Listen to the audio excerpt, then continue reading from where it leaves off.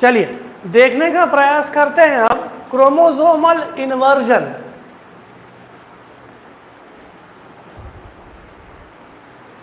अगर हम लोग देखने का नेक्स्ट जो लास्ट है वो है क्रोमोसोमल इन्वर्जन।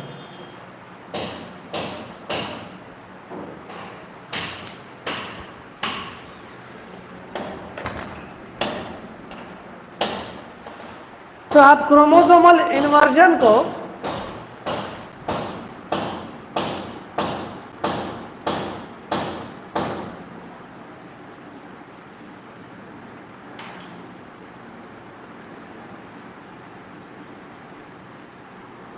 समझ सकते हैं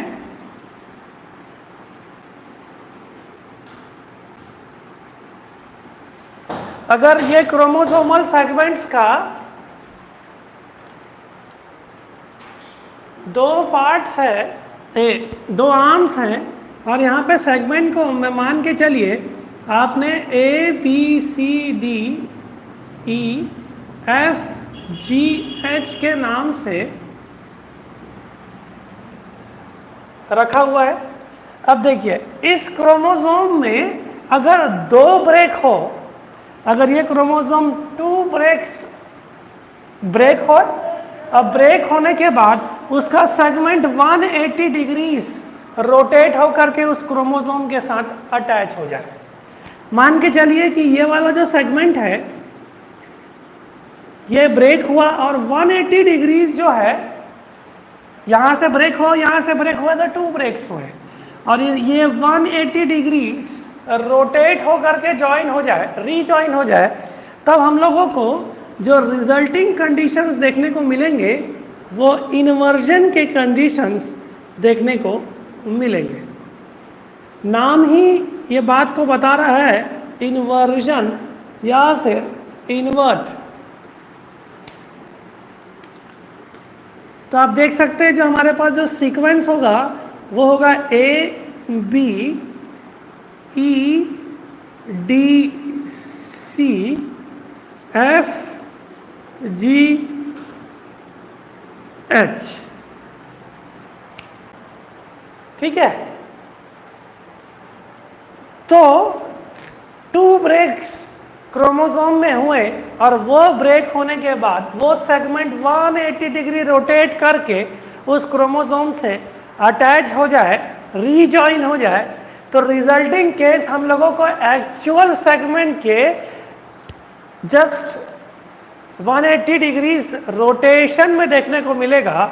यह कहलाता है आपका इन्वर्जन, यह कहलाता है आपका इन्वर्जन। अब केस ये भी हो सकता है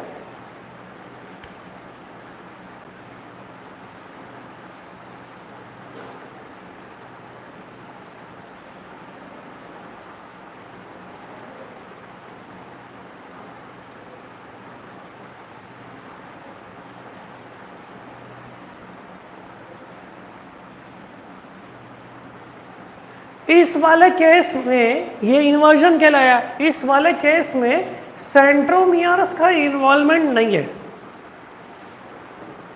फॉर एग्जांपल आप समझ सकते हैं कि अगर यहाँ पे पी क्यू और A B C D E F G H अगर आपके पास है और अब इन्वर्जन का प्रोसेस जो है वह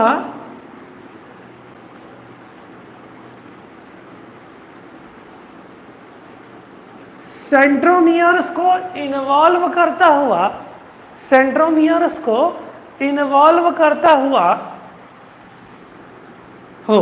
जैसे कि ये जो सेगमेंट है, अब ये जो इन्वर्जन की प्रोसेस होने वाली है वो सेंट्रोमियर्स को इंक्लूड कर दिया।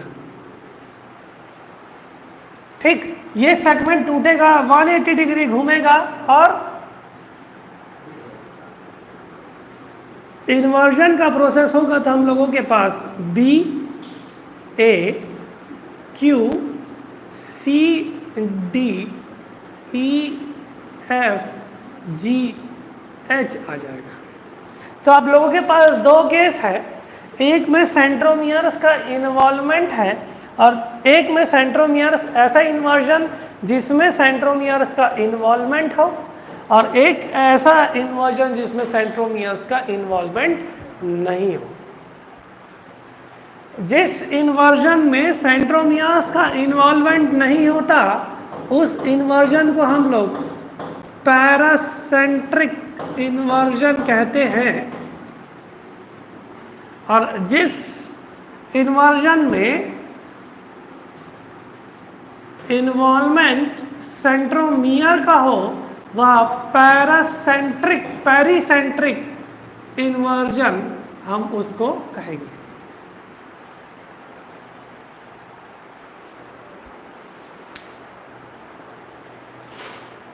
ठीक है, तो पैरासेंट्रिक जो इन्वर्जन है उसमें सेंट्रोमियर्स का इन्वॉल्वमेंट नहीं होगा,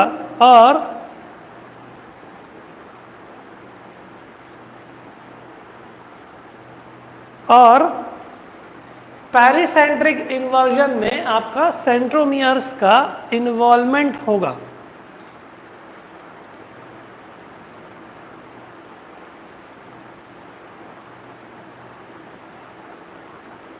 ठीक, तो इन्वर्जन हुआ क्या? इफ टू ब्रेक्स, लिख लो, if two breaks occur in a chromosome,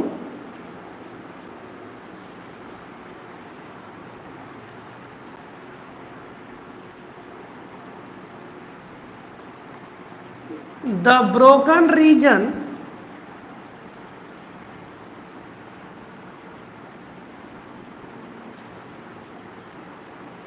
rotates 180 degree before rejoining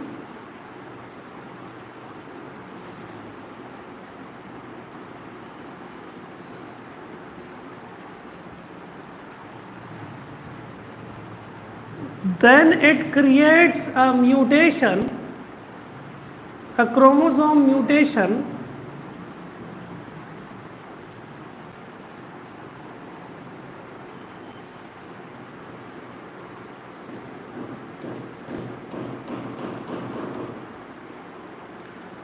called inversion।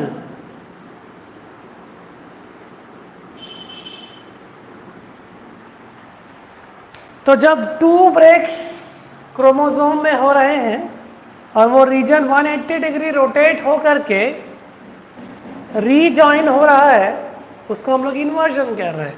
और ऐसा केस जिसमें सेंट्रोमियर, ऐसा इन्वर्जन जिसमें सेंट्रोमियर्स इन्वॉल्वमेंट नहीं है उस केस को हम लोग पैरासेंट्रिक कहेंगे, और जिसमें सेंट्रोमियर का इन्वॉल्वमेंट है वह पेरीसेंट्रिक कहलाएगा।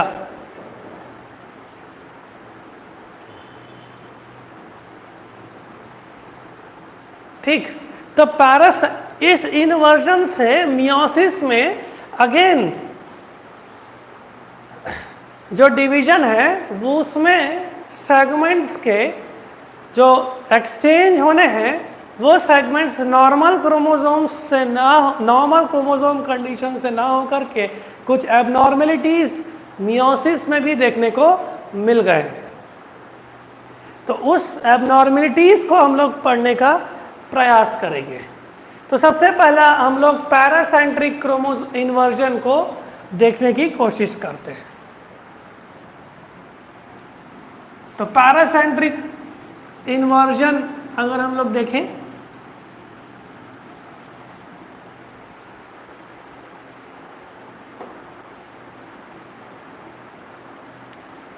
अब ये जो दो क्रोमोसोम्स हम लोगों को देखने को मिल रहे हैं यह होमोलोगस क्रोमोसोम्स कहलाएंगे। और ये जो होमोलोगस क्रोमोसोम्स हैं जैसे ही मियोसिस 1 में एंट्री करेगा तब ये एस फेज की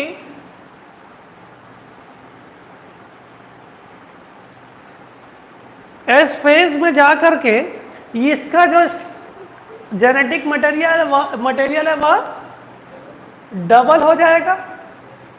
इस कारण से अब जो क्रोमोसोम्स है वह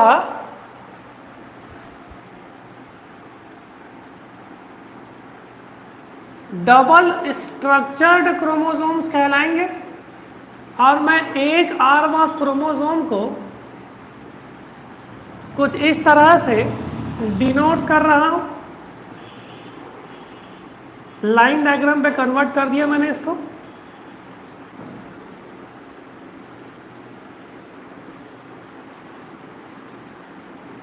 तो ये सिंगल स्ट्रक्चर्ड क्रोमोसोम यहां पे हमारे पास 2 क्रोमैटिड्स है। आप इसको ऐसा कंसीडर करके रखिए, ठीक। मियोसिस 1 में जैसे ही एंटर करेगा तो वो क्रोमोसोम का स्टेट डबल स्ट्रक्चर्ड हो जाएगा। कल भी हम लोगों ने वही बात करी थी, सिंपल सा वही सा केस है। अब आप देख सकते हैं ये होमोलोगस क्रोमोसोम है, इनमें जो सीक्वेंसेस रहेंगे वो कैसे रहेंगे, ए बी सी डी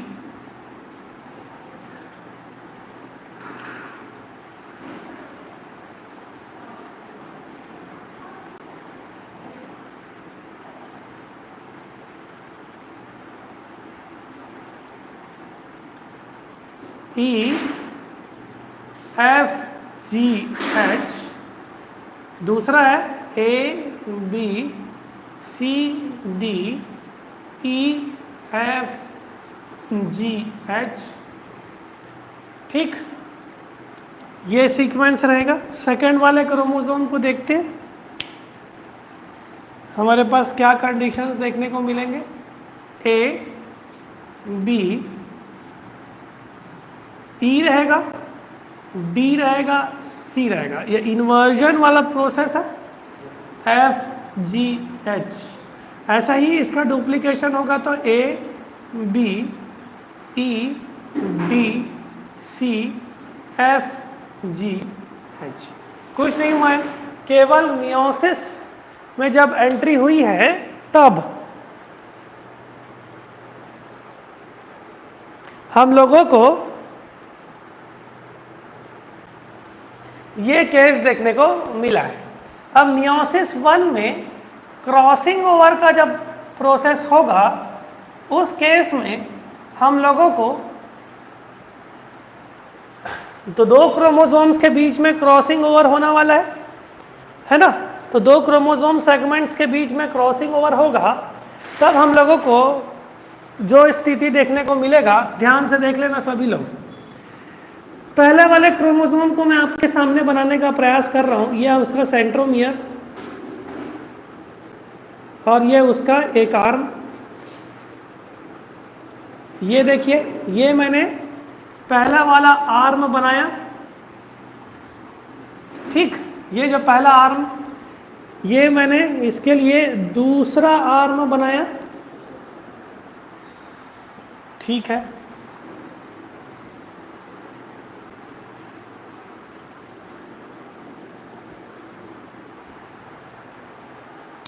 कुछ नहीं किया है, मैंने क्रॉसिंग ओवर के प्रोसेस को स्टार्ट करने जा रहा हूं।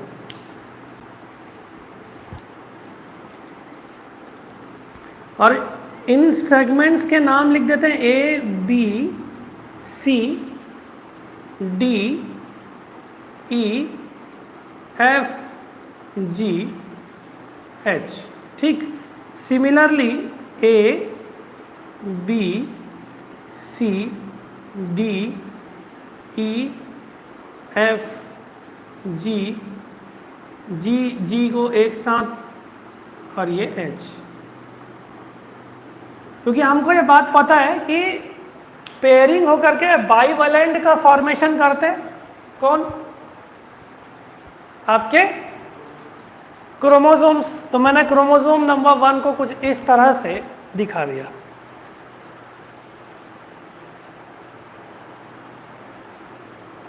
अब जो सेकंड क्रोमोसोम रहेगा, जो सेकंड क्रोमोसोम रहेगा वह इस, अब देखो ये इसका बी ई डी सी ये थोड़ा सा गड़बड़ हो गया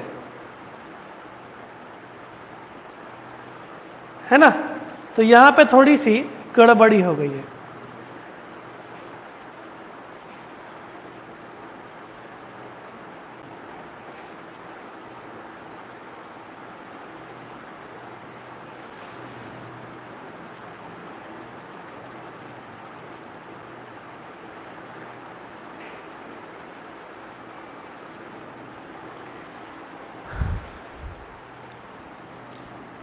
ठीक है, तो नेक्स्ट अगर अपन लोग देखें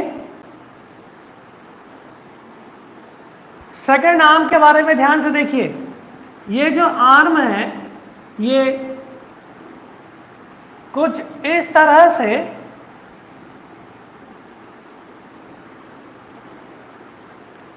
अपने आप को अलाइन करने का प्रयास करेगा। कैसे? क्यों? क्योंकि इसको जो पोर्शन है इसका ई के बराबर लाना है, लेकिन इसका जो पोर्शन है ये पेयरिंग प्रॉपर नहीं हो पाएगा अगर ये सीधे तरीके से होगा तो। इस कारण से ऐसा क्लोज्ड स्ट्रक्चर, ऐसा राउंड स्ट्रक्चर हम लोगों को देखने को मिलेगा। ये देखो, अब मैं इसको बना सकता हूं। इस वाले आर्म को मैंने सबसे पहले बना दिया, ठीक है, इस वाले आर्म को मैंने सबसे पहले बना दिया। तो मैं इसको लिखने का प्रयास करूंगा ए बी। आप देखो जितना भी अलाइनमेंट है वो ए एक साथ हो गया, बी एक साथ हो गया। अब क्या करूंगा मैं, अब इसके बाद हमारे पास ई है तो मैं इसके धीरे धीरे आगे बढ़ूंगा तो ई यहां पे आएगा। अब ई एक साथ हो गया, डी हमारे पास यहाँ पे आएगा और सी यहाँ पे आ गया। बल्कि मैंने इस सीक्वेंस को बिल्कुल भी नहीं छेड़ा है। अब ये जो एफ वाला पोर्शन है वो यहाँ पे आ जाएगा, जी वाला पोर्शन यहाँ पे आ जाएगा और एच वाला पोर्शन यहाँ पे आ जाएगा। एक आर्म को मैंने कुछ इस तरह से बना दिया। वैसे ही मैं सेकेंड आर्म को बना सकता हूँ कि मैंने इस वाले पोर्शन को इस तरह से रोटेट कर दिया और रोटेट करने के बाद फिर से मैंने इसको अलाइन करने का प्रयास किया। ठीक, अब इस आर्म के बारे में लिखेंगे हम लोग आराम से, ए बी, इसके बाद क्या है ई, फिर ये डी है, ये सी है, उसके बाद एफ है और जी है और ये एच। तो इस तरह से पैरासेंट्रिक क्रोमोसोम में क्रोमोसोम्स का अलाइनमेंट देखा गया है। तो इस तरह से एक फोल्ड लाइक स्ट्रक्चर हम लोगों को पैरासेंट्रिक इन्वर्जन में मियोसिस के प्रोसेस में ऐसा देखने को मिलता है हमको।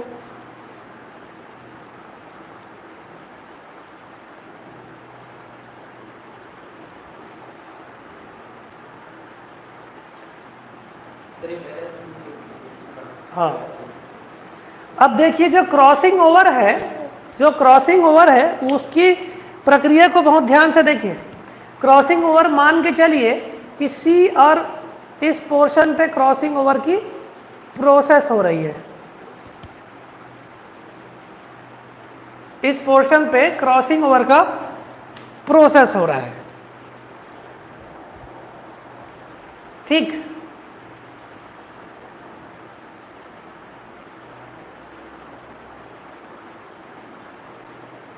तब हम लोग को क्रोमोसोम्स किस तरह से देखने को मिलेंगे।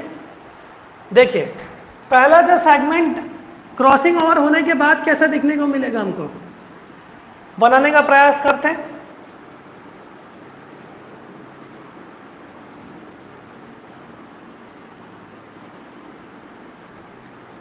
ये देखो, तो एक क्रोमोसोम का तो नॉर्मल प्रोसेस रहेगा क्योंकि इसमें क्रॉसिंग ओवर का कोई झंझट नहीं है। तो इस कारण से जो क्रोमोसोम रहेगा वो A B C D E F G H ऐसा का ऐसा ही रहेगा। दूसरे वाले को ध्यान से आप देखेंगे, दूसरा वाला क्या किया है, इसका जो आर्म है इस प्रोसेस को देखिए, ABC, आगे जाना चाहिए था लेकिन क्रॉसिंग ओवर हो गया, तो यहां से मैं डाइवर्ट हो जाऊंगा, ABC पहले लिखा मैंने, ABC। इसके बाद मेरे को जो सेगमेंट मिलेगा वो DEBA का देखने को मिलेगा। आप देखिए ABC, फिर क्रॉसिंग ओवर होने के बाद मैं आगे क्यों जाऊंगा, क्रॉस हो गया ना, क्रॉसिंग ओवर होने के बाद DE, इसी आर्म को फॉलो करूंगा, इसके बाद B और A, और ये सेंट्रोमियर से अटैच्ड है, ये सेंट्रोमियर से अटैच्ड है। तो जो सेगमेंट है वो कुछ इस तरह से मुड़ जाएगा, और ABC के बाद मेरे को DEBA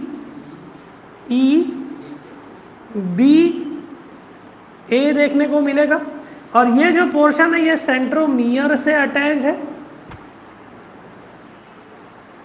है कि नहीं भाई? ये देखो, तो कुछ इस तरह से हम लोगों को देखने को मिला क्रोमोसोम की कंडीशन। लेकिन अगर हम लोग दूसरे आर्म की बात करें,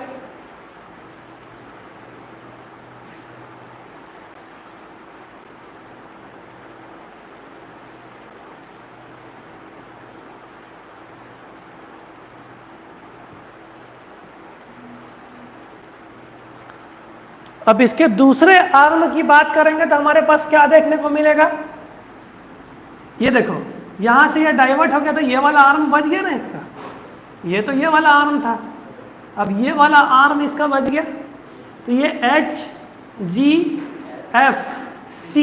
आगे नहीं जाएगा, वो इधर डाइवर्ट हो जाएगा, क्रॉसिंग ओवर हुआ है तो DEFGH बनेगा। देखो कैसे बना, तो इसी आर्म के मैं आगे बढ़ाऊं तो मेरे को क्या क्या देखने को मिला, H, ये देखो H, फिर G, फिर F, F के बाद C, उसके बाद फिर मेरे को कुछ ऐसा स्ट्रक्चर देखने को मिला जिसमें C के बाद D, D के बाद E, फिर F, फिर G, फिर H देखने को मिला। ठीक, अब एक सेगमेंट और देखते हैं जो बच गया है,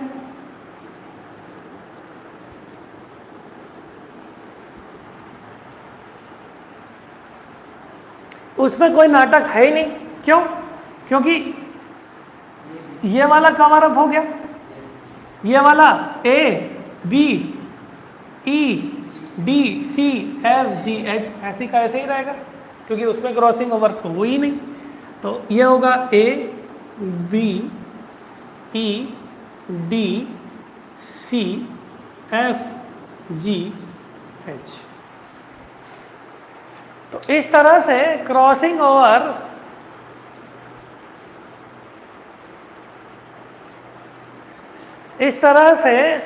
ओवर में हम लोगों को क्या क्या एबनॉर्मल चेंजेस देखने को मिले।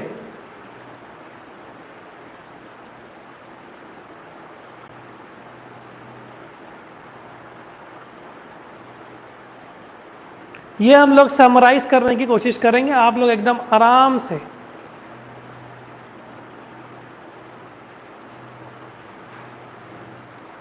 इस पोजीशंस को ध्यान से आप देख लें।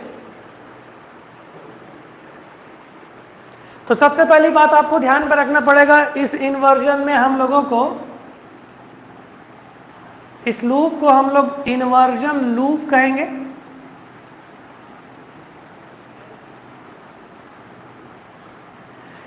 अब आपके पास क्रोमोसोम का एक ऐसा सेगमेंट देखने को मिल गया जिसके पास 2 सेंट्रोमियर है। ये देखो, क्यों राकेश, ये जो सेंट्रोमियर है इसके पास 2 सेंट्रोमियर है। इस 2 सेंट्रोमियर वाले सेक्शन को अपन लोग बोलेंगे डाइसेंट्रिक ब्रिज। 2 सेंट्रोमियर है,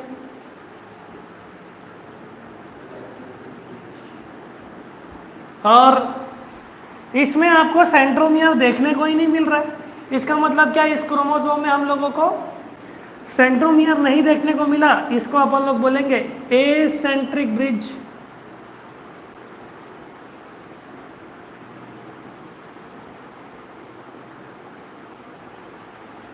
अब आप खुद ही देख लीजिए, जब इसके पास सेंट्रोमियर नहीं है तो ये वाला सेक्शन डिवाइड ही नहीं होगा, तो सेल को मिलेगा ही नहीं।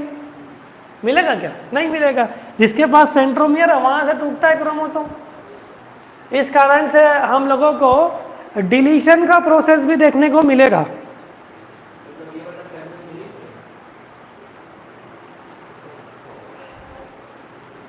वो मिलेगा ही नहीं, किसी डॉटर सेल्स को मिलेगा ही नहीं। एसेंट्रिक वाला तो लॉस्ट हो गया।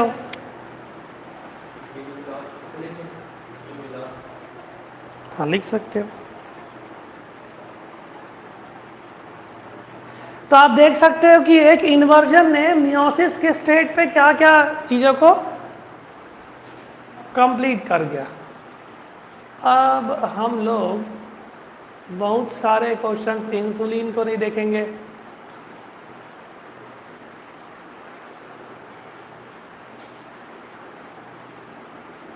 क्यों नहीं होता? शॉर्ट आर्म में जरूर होगा। डिलीशन, डुप्लीकेशन, ट्रांसलोकेशन का प्रोसेस फॉर पेयरिंग, सेंट्रोमियर के बाद का शॉर्ट आर्म तो नहीं अटैच होना चाहिए। कौन से सेंट्रोमियर के बाद वाला शॉर्ट आर्म अटैच नहीं होना चाहिए? क्यों नहीं होगा? क्या चीज़ के लिए? क्रॉसिंग ओवर का प्रोसेस मैडम आप ध्यान से देखिए कि क्रॉसिंग ओवर का प्रोसेस हमने जस्ट एक एग्जांपल यहाँ पे लिया कि इसके बीच में क्रॉसिंग ओवर हो रहा है। आपको ये भी दिया सकता है कि आपको बी और सी के इधर क्रॉसिंग ओवर, वो क्रॉसिंग ओवर आप लोगों को दिया जाएगा। जो भी कंडीशन दी जाएगी आप उसको समझते जाएंगे। सर फिर से एक बार बताएं, कुछ नहीं हुआ है। ये जो आर्म है इसको मैंने ऐसा रख दिया, दूसरे क्रोमोसोम को भी मैंने ऐसे का ऐसे ही रख दिया। उसके बाद हम लोगों को अब देखिए ना सी डी, अब इसको अलाइन होना है लेकिन यहाँ पे थोड़ा सा उल्टा हो गया, इस कारण से लूप का फॉर्मेशन हो गया। तो सबसे पहले मैंने इस वाले सेगमेंट का लूप बना दिया। ये देखिए ये वाला पोर्शन लूप बन गया, ये वाला पोर्शन ये यहाँ पे ऐसे लूप बन गया, और मैंने इस अलाइनमेंट को फॉलो किया तो सी डी ई एक ही अलाइन हो गए, और उसका A B F G H भी अलाइन हो गया बाकी क्रोमोसोम्स के साथ। सेकेंड वाले इस वाले ये वाला आर्म बच गया, ये भी वैसे ही अलाइन होगा। फिर मैंने क्या बोल दिया कि सी और इसके बीच में क्रॉसिंग ओवर होगा। तब आप क्या करेंगे कि आपको ये वाला जो आर्म है ये पूरा एक सेगमेंट में आपने ऐसे लिख दिया A B C D E F G H, ऐसे का ऐसा ही लिख दिया। कॉपी में बनाते जाओ तब समझ में आएगा, देखते रहोगे ना तो पिक्चर खत्म हो जाएगा, है ना। एक साफ शब्दों में बता रहा हूँ, जब तक कि आप कॉपी में बना के प्रयास नहीं करेंगे तब तक कि आपको बिल्कुल भी समझ में नहीं आएगा। अगर आप मेरे को ही देखते रह जाएंगे तो फिर नहीं बना पाएंगे, साफ बता रहा हूँ मैं आपको, है ना। अब सेकेंड वाला एरिया को देखो, ये क्रॉसिंग ए बी सी आगे जाना चाहिए था लेकिन क्रॉसिंग ओवर की वजह से ये नीचे आ गया। अब मैं इसके आगे बढ़ूंगा ना, डी ई बी ए, तो A B C D E B A इस सेंट्रोमियर से अटैच्ड है, ठीक। नेक्स्ट इसका ये वाला आर्म तो छूट गया, अब ये वाला आर्म कैसे रहेगा? H G F E D D ई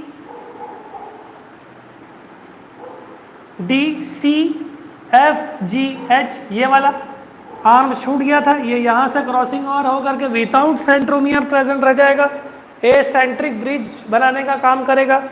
अब नेक्स्ट आर्म में क्रॉसिंग ओवर हुआ नहीं तो वो एज इट इज हो गया, तो वो मैंने एज इट इज लिख दिया। तो आपको पूछा जा सकता है कि डाइसेंट्रिक ब्रिज किसमें बनता है, एसेंट्रिक ब्रिज किसमें बनता है, ठीक।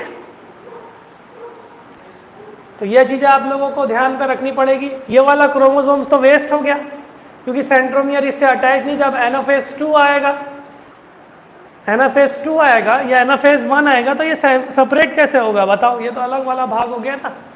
तो ये सेल को मिलने की संभावना नहीं है। अगर अच्छा ये भी हो सकता है कि जिस सेल को ये मिल गया तो उसके पास जीन डुप्लीकेशन का प्रोसेस हो जाएगा। जिस सेल को मिल गया उसके पास FGH भी है, FGH ये भी एक पार्ट बन गया।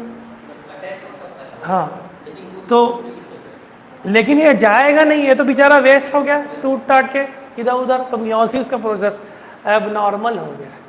तो ये आप लोगों के पास पैरासेंट्रिक इन्वर्जन है, आप लोगों को बहुत अच्छे से समझना है।